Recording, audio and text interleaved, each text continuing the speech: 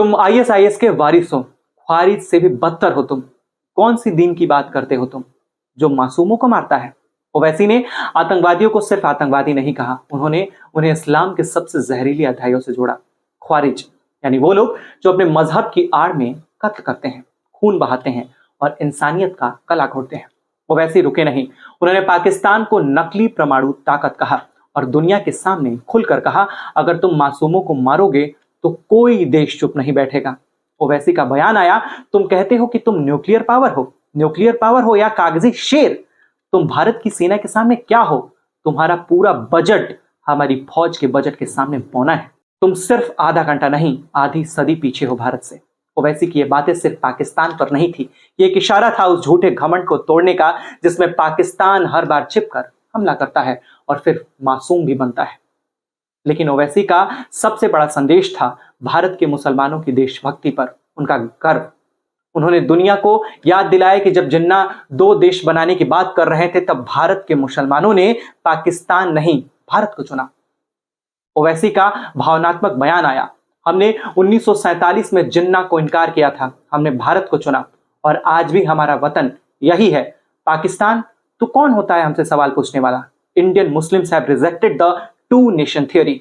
हम हिंदुस्तानी हैं और रहेंगे भी। यह सिर्फ एक बयान नहीं था, यह था एक राष्ट्रवादी मुसलमान की वो चिंगारी जो बताती है कि भारत की विविधता ही इसकी ताकत है।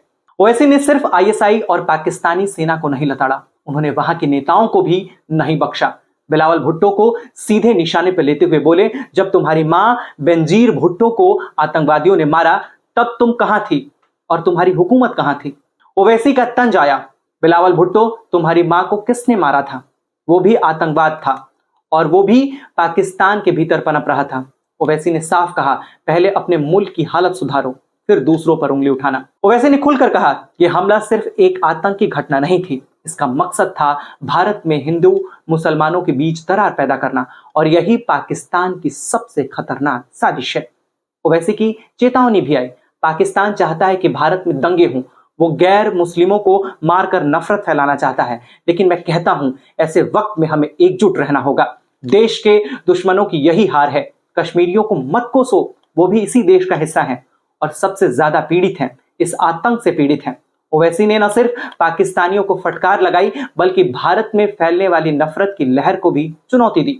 उन्होंने देश से अपील की कि हिंदू हो या मुसलमान, इस वक्त एक साथ खड़े होने की जरूरत है। ओवैसी ने इस मौके पर कांग्रेस और बाकी विपक्षी दलों को भी नहीं छोड़ा। उन्होंने कांग्रेस पर तंज कसते हुए कहा कि कुछ नेता आज भी पाकिस्तान के बहानों को सच मानते हैं और जो वक्फ एक्ट का समर्थन करते हैं उन्हें मुसलमान कभी माफ नहीं करेंगे। ओवैसी का राजनीतिक वार सामने आया। ओवैसी ने राजनीतिक वार किया, जो लोग वक्फ एक्ट जैसे कानूनों का समर्थन कर रहे हैं वे ना मुसलमानों के दोस्त हैं ना सेकुलरिज्म के, और जो पाकिस्तान की भाषा बोलते हैं वो इस मुल्क के साथ कभी नहीं है। इस पूरे भाषण में एक बात बार बार सामने आई, ये कोई धार्मिक भाषण नहीं था, ये था राष्ट्रवाद की पुकार। और ओवैसी ने साफ किया, भारत के मुसलमान किसी पाकिस्तान के मोहताज नहीं, वे भारत के हैं और भारत के ही रहेंगे और पाकिस्तान को उसी भाषा में जवाब भी देंगे। अब सवाल ये नहीं कि पाकिस्तान क्या कर रहा है, सवाल ये है कि क्या भारत की राजनीति एक सुर में जवाब देगी। हमारा जवाब साफ है, भारत मुसलमानों का भी उतना ही है जितना हिंदुओं का, और जो इस एकता को तोड़ने चले हैं वो खुद टूट जाएंगे। ओवैसी के तेवर बताते हैं कि अब जवाब देने का वक्त आ गया है और इस बार जवाब सिर्फ मिसाइलों से नहीं बल्कि जुबान से भी मिलेगा।